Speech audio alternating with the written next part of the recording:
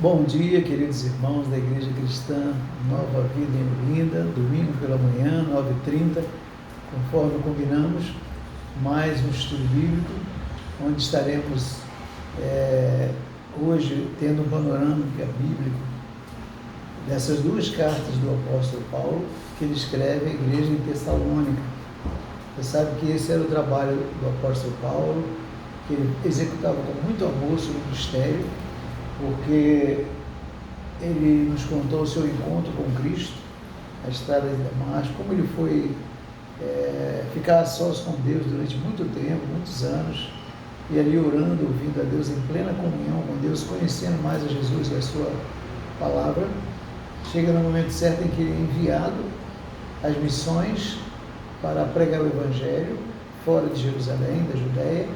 Ele vai de cidade em cidade, faz várias viagens missionárias, e em cada cidade que vai, é seu costume começar a pregar o Evangelho, e ali plantar uma igreja, e continua a sua viagem de cidade em cidade, mas ele nunca esquece as igrejas que ele plantou, e sempre mandava cartas de ensino para reforçar a fé dos irmãos em Cristo, gentios que se converteram, judeus, enfim.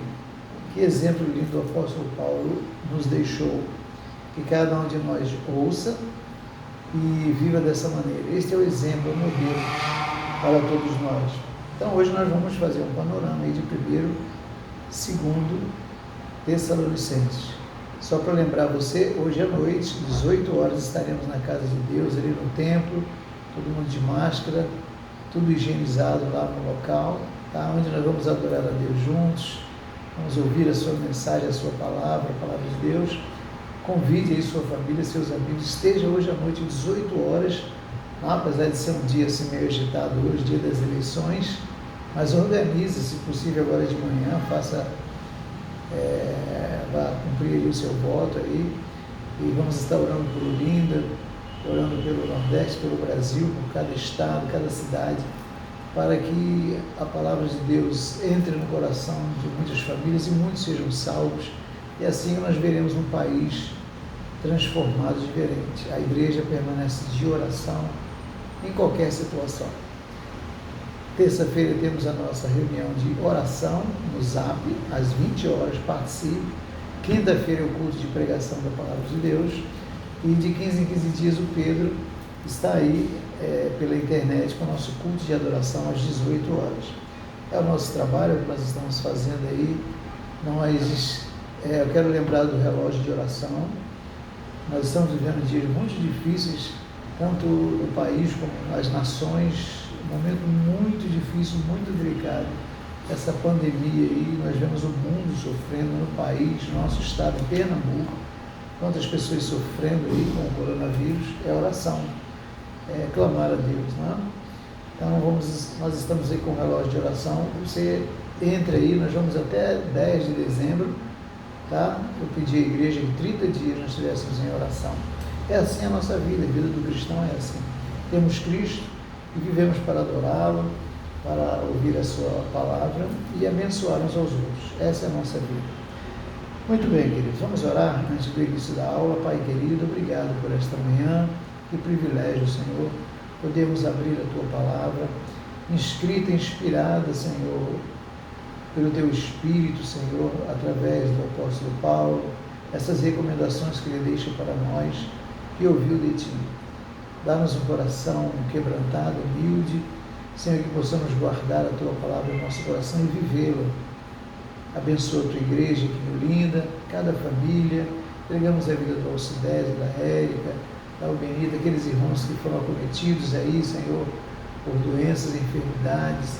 Repreenda, Senhor, esse vírus, Senhor, que tem atacado, tem entristecido tanta família e o Teu povo. Nós confiamos em Ti, Senhor, e pedimos que milagres aconteçam na nossa vida. Abençoamos o Brasil, esse dia de eleições. Tem misericórdia dessa nação e do mundo, em nome de Jesus. Amém. Muito bem, queridos. O apóstolo Paulo, ele, nas suas viagens, ele estava em Filipos, plantou a igreja ali, os filipenses, uma igreja abençoada, forte, mas ele conta que sofreu muitas perseguições, lutou, sofreu muito, foi expulso, enfim, e continuando ele chega a Tessalônica, e como é seu costume, ele vai à sinagoga e começa ali a falar aos judeus, na sinagoga, sobre Jesus e a sua salvação, e daqui a pouco ele está pregando aos gentios, e judeus e gentios se convertendo, ele estabelece uma igreja em algum local, põe líderes para tomar conta dessa igreja, e ele continua a sua viagem, porque foi isso que o Senhor mandou, pregar o Evangelho a toda criatura. Ele ouviu e obedeceu, e que nós possamos fazer o mesmo.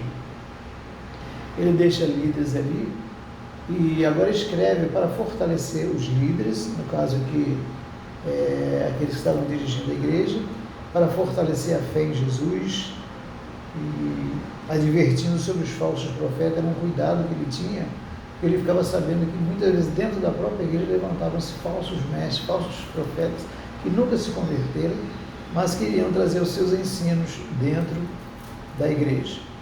Ele recomendava sempre uma vida santa, viva a vida santa, porque nós somos o povo exclusivo de Deus, fomos comprados pelo seu sangue, ele nos perdoou, transformou a nossa vida, vive uma vida santa, pura, porque Jesus prometeu que ele vai voltar, e ele voltará. Esteja pronto para a vinda do Senhor Jesus.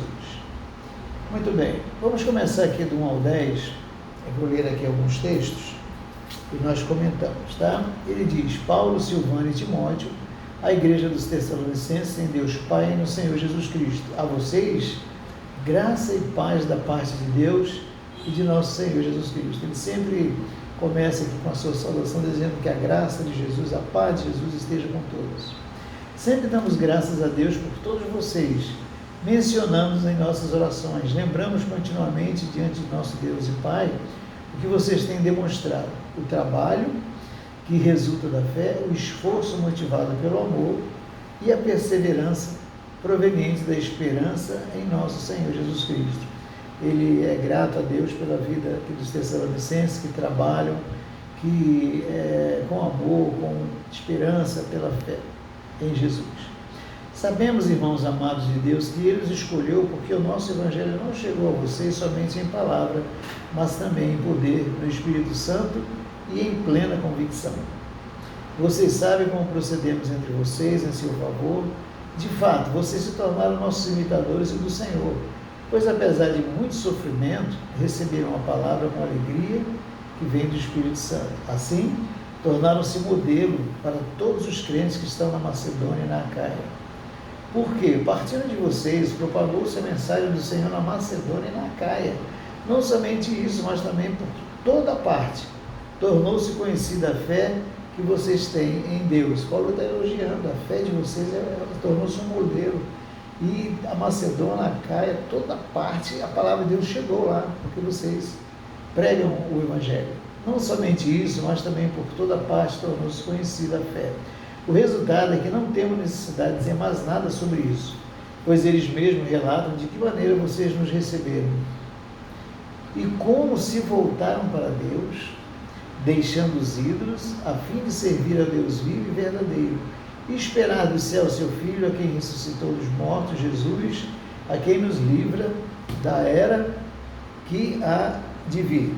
O apóstolo Paulo começa aqui a sua carta aos Tessalonicenses louvando a Deus, glorificando a Deus pela vida dos irmãos lá em Tessalônica. E ele cita o esforço, a perseverança, o trabalho, a fé, a esperança, o amor que eles têm a Deus, que vivem em comunhão uns com os outros e pregando o Evangelho a todos. Reconheceram que é o Espírito Santo quem realiza a obra de salvação, milagres, é o Espírito Santo quem realiza tudo isso. E Paulo, ele se orgulha de dizer: vocês são meus seguidores, assim como eu cheguei aí, como ensinei o Evangelho, vocês estão fazendo da mesma forma, vocês estão levando o Evangelho de Jesus Cristo para a salvação de muitos. E ele se alegra e ele diz: olha, vocês são modelos de cristãos, o cristão tem que viver assim. Ele foi salvo, então ele é uma bênção para a sua família, mas na igreja, no trabalho, nas ruas, em qualquer cidade onde ele estiver, ele é um modelo de Cristo. Ele leva Cristo Jesus para aqueles que não o conhecem.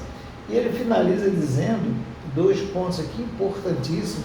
Ele sabe por que vocês estão vivendo assim, porque vocês estão levando o Evangelho a tantas pessoas em toda parte, porque vocês estão abençoando tanta gente, porque vocês, primeiro, abandonaram os ídolos. O coração de vocês está limpo, está puro, está diante de Deus. Vocês não estão presos aos ídolos desse mundo, aos prazeres desse mundo, não, ao sensualismo, à vaidade, à ambição, à riqueza, ao dinheiro. Vocês estão livres. Vocês tiraram todos os ídolos da vida de vocês para servir a Deus. E o segundo ponto que Paulo menciona aqui sobre a igreja de Tessalônica é que eles viviam esperando a volta de Jesus. Estavam prontos. Eles criam que Jesus morreu, que ressuscitou, voltou ao Pai. Ele prometeu voltar, está preparando um lugar para a sua igreja, e prometeu voltar para buscar o seu povo. E a igreja em Tessalônica vivia pronta, Jesus vai voltar e eu quero estar com ele para sempre. Queridos, que exemplo maravilhoso nós começamos aqui, né, com a igreja em Tessalônica, e que fique esse exemplo para nós. Muitas vezes nós entregamos nossa vida a Jesus e na nossa caminhada, nas responsabilidades de família, da igreja, do trabalho, as dificuldades da vida, nós ficamos assim meio desanimados. Mas lembre-se, Jesus Cristo é tudo para nós, nesse mundo tudo vai passar. Confia no Senhor de todo o teu coração e Ele vai te ajudar, você vai vencer. E, acima de tudo, lembre-se que Ele prometeu e voltará para nos buscar. Muito bem, vamos passar para o capítulo 2, que aí Paulo agora faz questão de relembrar a igreja de Tessalônica o seu ministério. Como é o seu ministério? Como é que ele trabalha?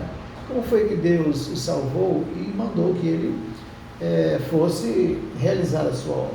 Ele diz assim, capítulo 2, tá? Está acompanhando aí a sua Bíblia? Irmãos, vocês mesmos sabem que a visita que fizemos não foi inútil. Apesar de termos sido maltratados, insultados em Filipos, ele está contando lá em Filipos, eu sofri muito. Como vocês sabem, com a ajuda de nosso Deus, tivemos coragem de anunciar o Evangelho de Deus. Apesar da surra lá em Filipos, mas ele prosseguiu, já estava em Tessalônica, levando o Evangelho para vocês aí. Em meio a muita luta, Paulo está dizendo, pregar o Evangelho é luta, é sofrimento, é perseguição, é traição, é dor, mas eu não parei, não desisti. Pois nossa exortação não tem origem no erro nem em motivos impuros, nem temos intenção de enganar vocês. Ao contrário, como homens aprovados por Deus para nos confiar o Evangelho, não falamos para agradar pessoas, mas a Deus, que prova o nosso coração. Vocês bem sabem que a nossa palavra nunca foi de bajulação, nem de engano, de pretexto, para ganância. Deus é testemunha, nem buscamos reconhecimento humano, quer de vocês, quer de outros. Está dizendo, eu não vivi entre vocês aí para ter lucro nenhum, mas para levar o Evangelho. Embora como apóstolos de Cristo pudéssemos ter sido um peso, fomos bondosos quando estávamos entre vocês como uma mãe que cuida dos seus próprios filhos. Sentindo assim tanta afeição por vocês, decidimos dar-lhe não somente o Evangelho de Deus, mas também a nossa própria vida. Paulo está dizendo, eu estava aí em Tessalônica, trabalhei, preguei, ensinei, apesar dos perigos, das lutas, nós colocamos a nossa vida à disposição de Deus para abençoar vocês. Paulo está falando do ministério dele, né? Como é que se vive no ministério. Irmãos, certamente vocês se lembram do nosso trabalho esgotante, da nossa fadiga. Trabalhamos noite e dia para não sermos pesados a ninguém, enquanto lhe pregávamos o Evangelho de Deus. Tanto vocês como Deus são testemunhas de como nos portamos de maneira santa, justa e irrepreensível entre vocês, os que creem.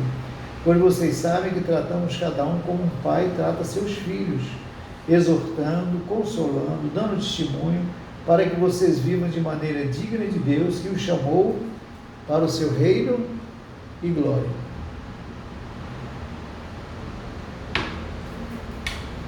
Queridos, que lição maravilhosa o apóstolo Paulo está nos deixando aqui.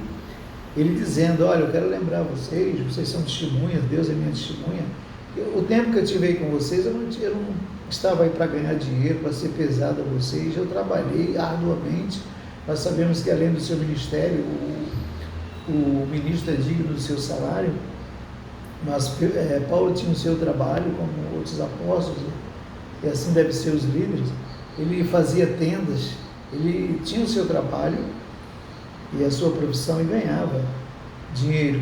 Ele disse: eu não fiquei aí para ser pesado a vocês, né, por ganância, nem fiquei tratando uns ou outros com bajulação, querendo agradar. Não, vocês são amados no meu coração, amo vocês porque vocês pertencem a Cristo, vocês são ovelhas de Cristo, eu não sou dono de vocês. Eu estou aqui para realizar o meu trabalho, o meu ministério, de pregar o Evangelho, de ensinar a vocês como devem viver no temor a Deus, como a igreja de Cristo, que Ele salvou e virá buscar. O ministério trabalha-se muito. Você que está na igreja, você que tem uma função na igreja, no ministério, lá você trabalha com crianças, com adolescentes, com jovens, homens, mulheres, na música, na mídia, enfim, todas as áreas da igreja com muita luta, com esforço, porque o diabo, em primeiro lugar, ele não quer que a igreja cresça, glorifique a Deus, ame uns aos outros, abençoe uns aos outros, e tem o nosso relacionamento muitas vezes é difícil, não, com os irmãos, mas Paulo está dizendo: eu nunca desisti, nunca desanimei, apesar de sofrer, mas sempre preguei o Evangelho, sempre abençoei a vida de vocês. Muito bem. Um outro ensinamento, ele diz aqui que nós devemos viver firmados na palavra de Deus, naquilo que Jesus ensinou, porque agora nós somos seguidores de Cristo. No capítulo 2, de 13 a 16, ele diz: também agradecemos a Deus sem cessar o fato de que, ao receberem de nossa parte a palavra de Deus, vocês a aceitaram, não como palavra de homens, mas conforme ela verdadeiramente é, como palavra de Deus, que atua com eficácia em vocês, os que creem. Porque vocês, irmãos, tornaram-se imitadores das igrejas de Deus em Cristo Jesus, estão na Judéia. Enfim, ele está elogiando aqui a igreja de Tessalônica, que ao receberem Paulo pregava o Evangelho, ensinava sobre Jesus, como nós devemos nos conduzir, e Paulo está elogiando porque eles ouviram e aceitaram a pregação de Paulo como sendo a palavra de Deus, e eles decidiram viver assim para a glória de Deus, e abençoavam a todos. O Evangelho se expandia, e quantas centenas e milhares de pessoas conheceram Jesus pelo testemunho da igreja em Tessalônica. Essa é uma igreja muito elogiada por Paulo, que deve ser um exemplo para mim e para você. Muito bem, no versículo 17 a 20, Paulo agora ele explica por que ele demorou tanto a chegar em Tessalônica. Esteve lá, plantou a igreja, deixou os líderes, saiu na sua viagem missionária, mas demorou muito a voltar, e ele explica por quê.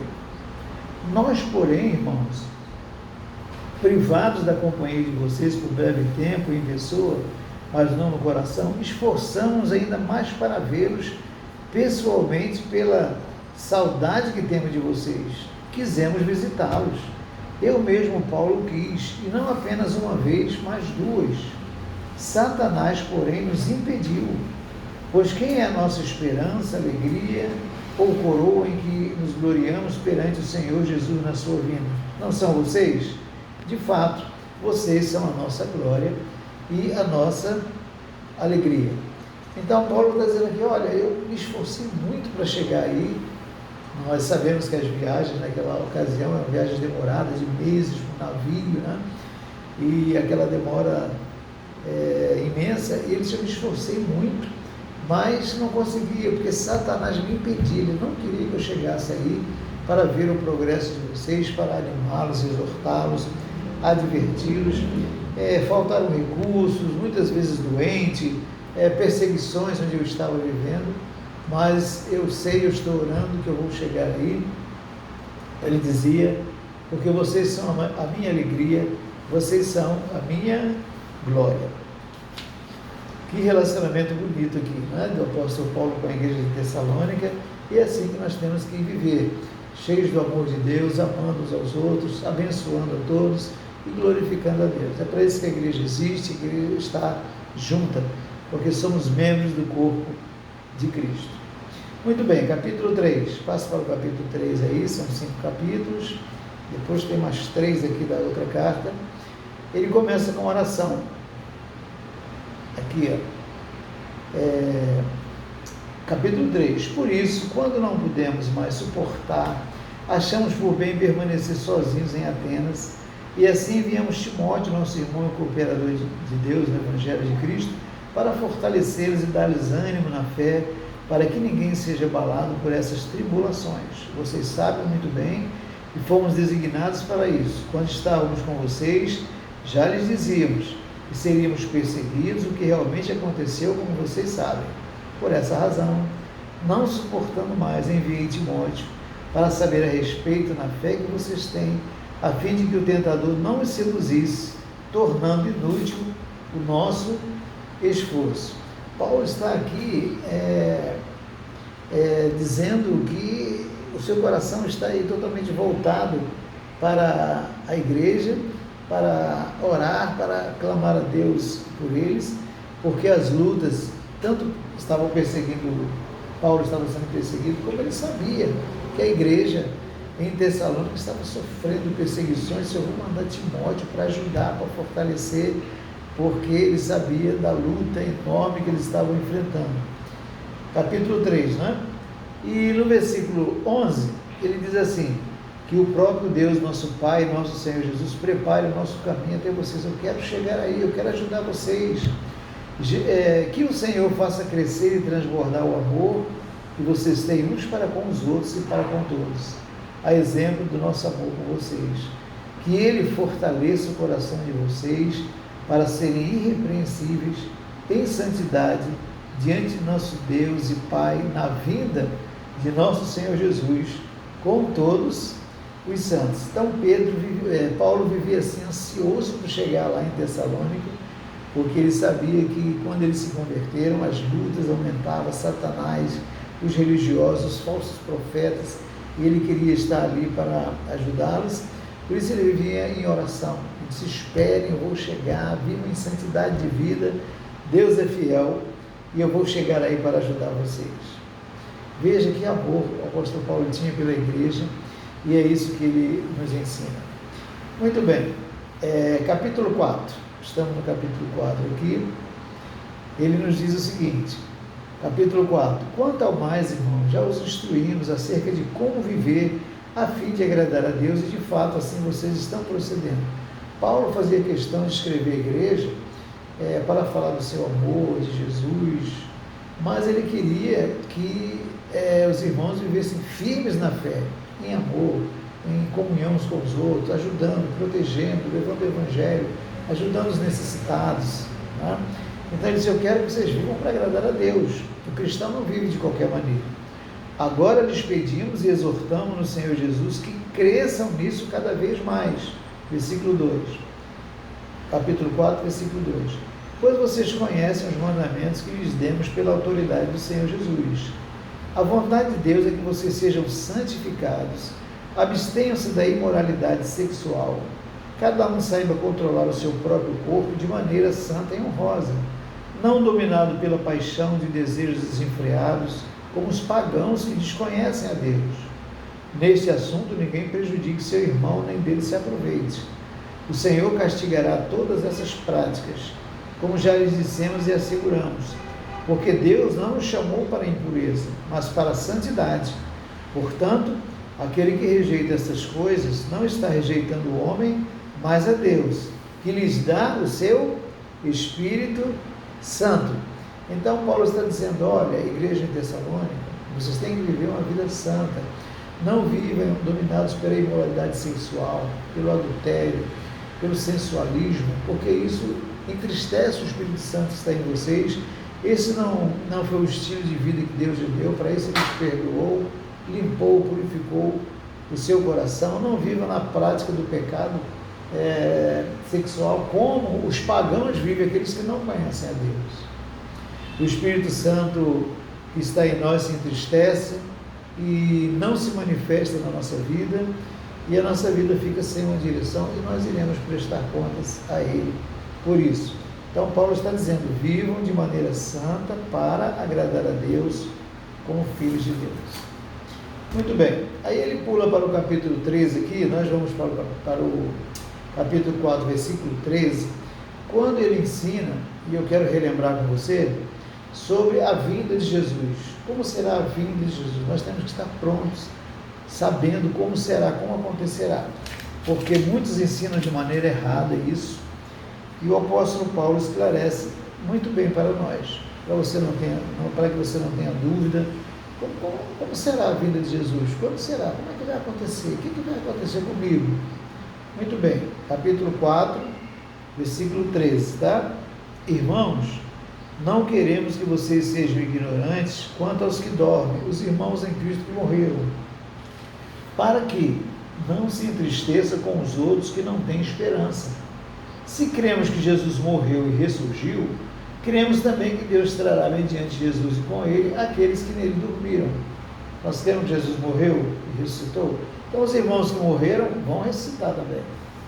Dizemos a vocês pela palavra do Senhor que nós, os que estivermos vivos, os que ficarmos até a vinda do Senhor, certamente não precederemos os que dormem. Primeiro os irmãos que morreram ressuscitam, depois nós seremos arrebatados. Como diz aqui, pois dada a ordem com a voz do arcanjo, o ressoar da trombeta de Deus, o próprio Senhor descerá dos céus, e os mortos em Cristo ressuscitarão primeiro. Depois nós, os que estivermos vivos, seremos arrebatados com eles nas nuvens para o encontro com o Senhor nos ares, e assim estaremos com o Senhor para sempre. Consolem-se uns aos outros com essas palavras. Queridos irmãos da Igreja Cristã, Nova Vida de Olinda, você que nos assiste, essas são palavras aqui muito sérias para a nossa vida, para a nossa fé, porque não se trata apenas de vivermos uma vida aqui tranquila, confortável, porque nós fomos salvos, pertencemos a Jesus, mas Jesus prometeu voltar para buscar a sua igreja, os que morreram e os que estão vivos.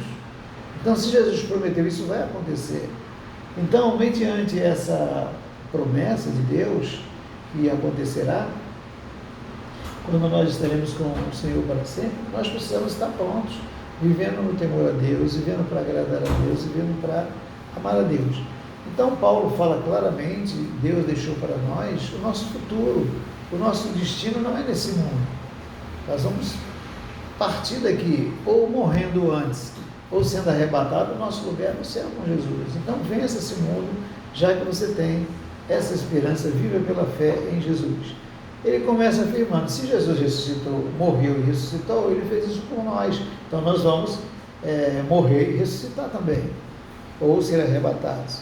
Quando chegar o dia da vinda de Jesus, que só ele sabe o dia, ninguém sabe, só o Pai sabe, inclusive tem falsos profetas hoje até dizendo que Jesus já está aqui, Jesus já está entre nós aí, não sei se no Oriente ou aqui no Ocidente, mas que Jesus já chegou e vai acertar com todo mundo. Não é assim. Diz que chegará o dia que só o Pai sabe, os anjos vão ficar sabendo e Jesus vai voltar, ele vai ficar nos ares, ele não vem a essa terra, fica nos ares. Aí o que acontece? Os irmãos que morreram em Cristo vão ressuscitar. Se, digamos que aconteça agora, nós que estamos vivos iremos ser arrebatados, juntos vamos encontrar com o Senhor e vamos para o céu, vamos estar com Ele para sempre, vamos reinar com Ele para sempre. É isso que a palavra de Deus nos ensina sobre como será a vida eterna, é o que nós devemos ter, porque nós cremos na palavra de Deus, e Paulo termina dizendo, consolem-se uns aos outros com essas palavras. Então, primeiro, nós temos a esperança da vida eterna, nós sabemos como acontecerá, e é isso que nós devemos anunciar, falar para todo mundo, porque aquilo que Deus falou, Ele cumpre na sua palavra. Amém, queridos? Muito bem. Terminamos aqui o capítulo 4, vamos para o capítulo 5, para encerrar aqui. E ele continua dizendo como será o dia do Senhor. O dia do Senhor é exatamente o dia da sua vinda. O dia do Senhor é esse período, desde que Jesus veio e nos salvou, até quando Ele voltar. Nós fomos salvos, agora estamos esperando para estar a eternidade com Ele. O que vai acontecer? Capítulo 5, aberta aí a sua Bíblia, capítulo 5, do 1 ao 11. Irmãos, Paulo continua ensinando. Quanto aos tempos e às épocas, não precisamos escrever, pois vocês mesmos sabem perfeitamente que o dia do Senhor virá como ladrão à noite. Ninguém sabe como o ladrão chega na casa de alguém. Quando disserem paz e segurança, a destruição virá sobre eles de repente, como as dores de parto à mulher grávida, e de modo nenhum escaparão. Mas vocês, irmãos, não estão nas trevas, para que esse dia os surpreenda como ladrão. Vocês todos são filhos da luz, filhos do dia. Não somos da noite nem das trevas. Portanto, não durmamos como os demais, mas estejamos atentos e sejamos sóbrios. Pois os que dormem, dormem de noite, e os que se embriagam, embriagam-se de noite.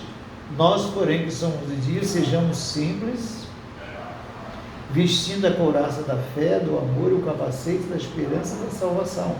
Porque Deus não nos destinou para a ira, mas para recebermos a salvação por meio de nosso Senhor Jesus Cristo. Ele morreu por nós para que, quer estejamos acordados, quer dormindo, vivamos unidos a Ele. Por isso, exortem-se e edifiquem-se uns aos outros, como de fato vocês estão fazendo.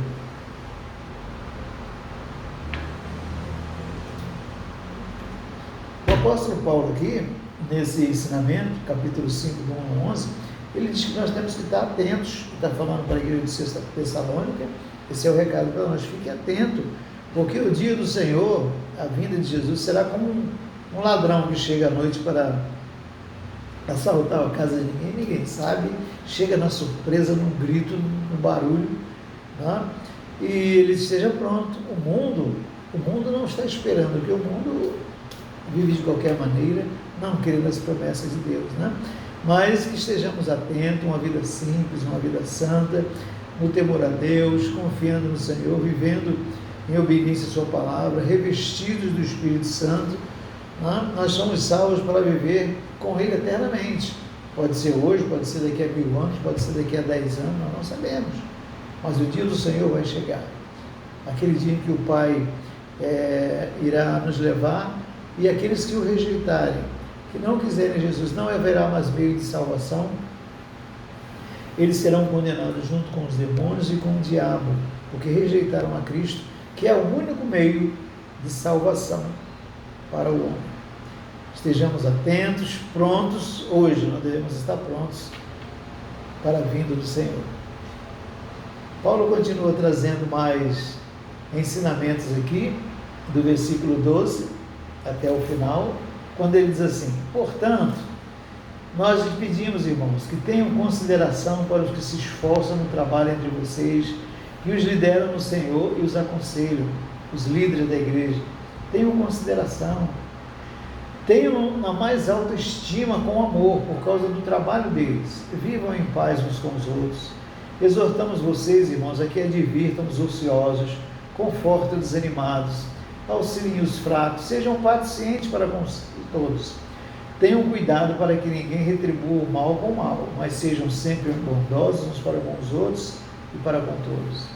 Alegrem-se sempre, orem continuamente, deem graças em todas as circunstâncias, pois essa é a vontade de Deus para vocês em Cristo Jesus. Não apaguem o espírito, não tratem com desprezo as profecias, mas ponham à prova todas as coisas e fiquem com o que é bom. Afastem-se de toda forma de mal. Que o próprio Deus da paz os santifique inteiramente. Que todo espírito, alma e corpo de vocês seja preservado irrepreensíveis na vinda de nosso Senhor Jesus Cristo. Aquele que os chama é fiel e fará isso. Ele termina aqui abençoando a igreja de Tessalônica e desejando que a graça de Deus continue. A graça de Deus é aquilo que nós não merecemos. Tudo isso que Ele nos ensinou, que Ele preparou para nós, para vivermos uma vida santa diante de Deus. Por exemplo, Ele diz, como igreja, a igreja, o rebanho, tem que honrar os seus líderes, os pastores, os líderes da igreja, os líderes de cada departamento. Temos que honrar, porque Deus estabeleceu essas autoridades para nos abençoar. Eles, a igreja, tem que procurar fortalecer uns aos outros, não com divisão, com briga, com confusão, com separação. Nós temos que procurar fortalecer. Por isso nós devemos viver diante de Deus, de acordo com a palavra de Deus. Não um coração cheio de ciúme, de raiva do irmão, de inveja, de ambição, querendo ser melhor do que o outro. Não, fortaleçam a fé, vivam em paz uns com os outros. Orem sem cessar. Nós temos o nosso relógio de oração. Quero lembrar a você, a Igreja Cristã Nova Vida em Olinda, você que nos acompanha, Nós começamos e vamos até 10 de dezembro, relógio de oração, 24 horas de oração, clamando a Deus. Você sabe o momento difícil que o Brasil está vivendo, o mundo, as nações em guerra. Temos que orar, clamar a Deus. E é o que Paulo nos ensina aqui. Sejam gratos ao Senhor por tudo. A pessoa que só vive murmurando, reclamando, o que vai acontecer, o que vai ser? Confia no Senhor, meu irmão. Sua vida aqui na eternidade pertence a Deus. Vivam cheios da fé na palavra de Deus. Afaste de todo o mal. Quando você vê seu coração fechado, amargurado, triste, cheio de raiva, de ambição, tire isso do coração. Isso não vem de Deus, não. Isso vai roubar a sua fé. Isso vai afastar você da presença de Deus. Que o amor de Deus, que a graça de Deus estejam sobre você. É como Paulo termina aqui a sua carta, como ele sempre fez.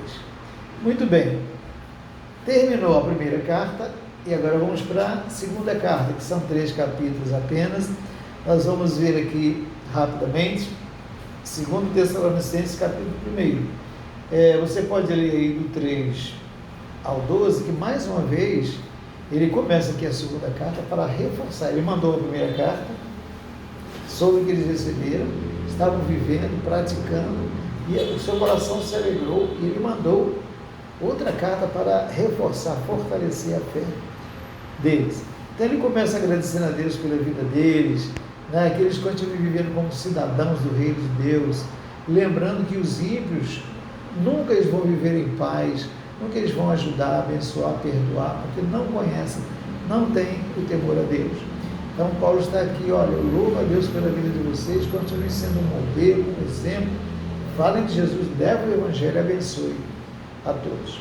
No capítulo 2, ele fala um assunto aqui muito importante, que é o anticristo, aquele homem, aquele sistema do diabo, um anjo caído, enfim, que nós devemos estar prontos, porque ele vai se levantar antes da vinda do Senhor.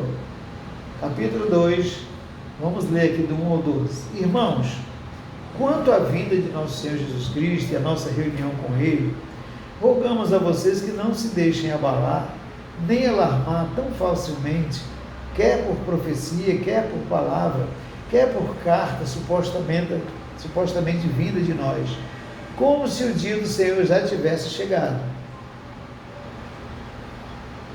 Ele está dizendo, não se deixe enganar, não. Nós vamos esperar o Senhor chegar, mas em oração na sua presença.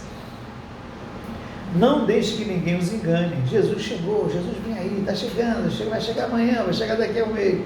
Não deixe ninguém enganar vocês, não. Antes daquele dia virá apostasia. Nós vamos ver centenas, milhares de pessoas que diziam o seguinte: Cristo abandonando a fé por causa dos problemas, da luta, acusando o pastor, os irmãos da igreja, vão apostatar, vão abandonar a fé por causa do sofrimento, da perseguição. Então será revelado o homem do pecado. Olha, um dos nomes do anticristo, o homem do pecado, o anticristo, o iníquo. Tá? E então será revelado o homem do pecado, o filho da perdição. Este se opõe, se exalta acima de tudo que se chama Deus, ou é objeto de adoração, chegando até a sentar-se no santuário de Deus, proclamando que Ele mesmo é Deus. Não se lembram do que quando eu ainda estava com vocês costumava lhe falar? E agora vocês sabem o que está detendo, para que ele seja revelado no seu devido tempo. A verdade é que o mistério da iniquidade já está em ação, restando apenas que seja afastado aquele que agora o detém. Então, será revelado o perverso. Olha, outro nome que Paulo cita: o perverso, o iníquo, o homem da perdição, o anticristo. Ele será revelado o perverso, a quem o Senhor Jesus matará com o sopro de sua boca e destruirá pela manifestação de sua vinda.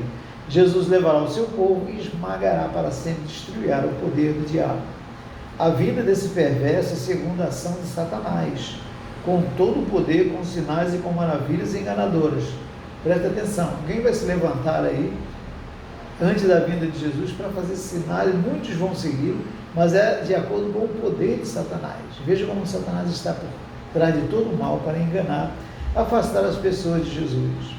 Ele fará uso de todas as formas de engano da injustiça para os que estão perecendo, porquanto rejeitaram o amor à verdade que os poderia salvar. Por essa razão, Deus lhe envia um poder sedutor, a fim de que creiam na mentira e sejam condenados todos os que não creram na verdade, mas tiveram prazer na injustiça.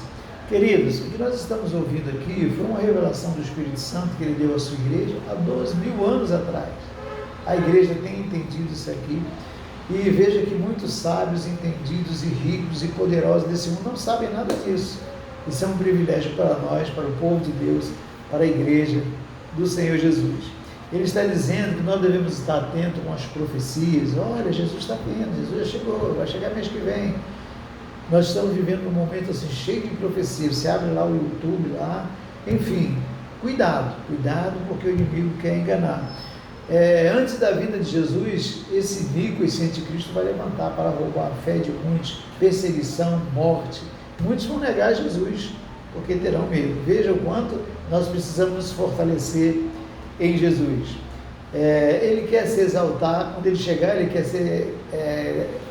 quer se apresentar como Deus, ele quer ser acima de Deus, ele deseja sentar-se no trono de Deus. Lá ele não vai sentar não, porque Jesus é que está lá, à direita do Pai.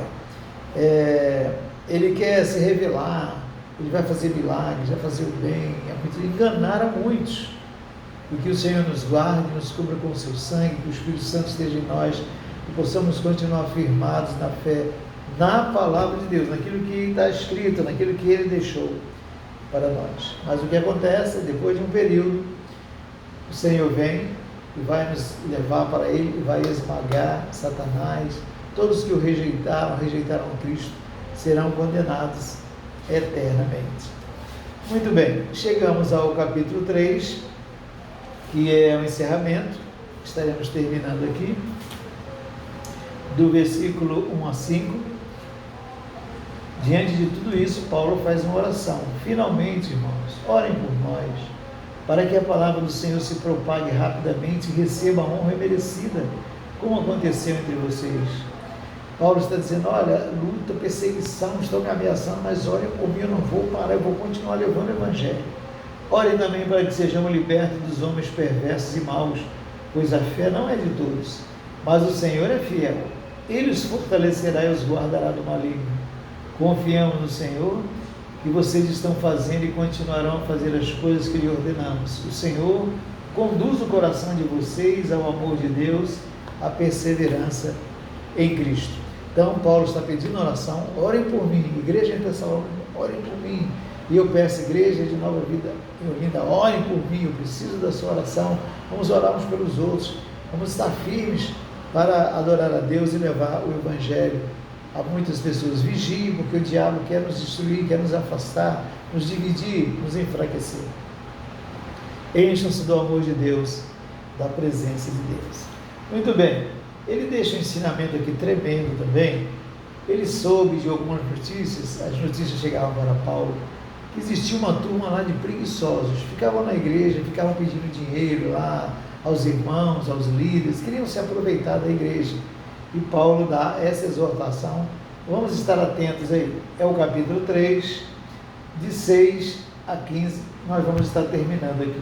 Irmãos, em nome do nosso Senhor Jesus Cristo, nós lhes ordenamos que se afastem de todo irmão que vive ociosamente, e não conforme a tradição que vocês receberam, pois vocês mesmos sabem como devem seguir o nosso exemplo, porque não vivemos ociosamente quando estivemos entre vocês, nem comemos coisa alguma à custa de ninguém.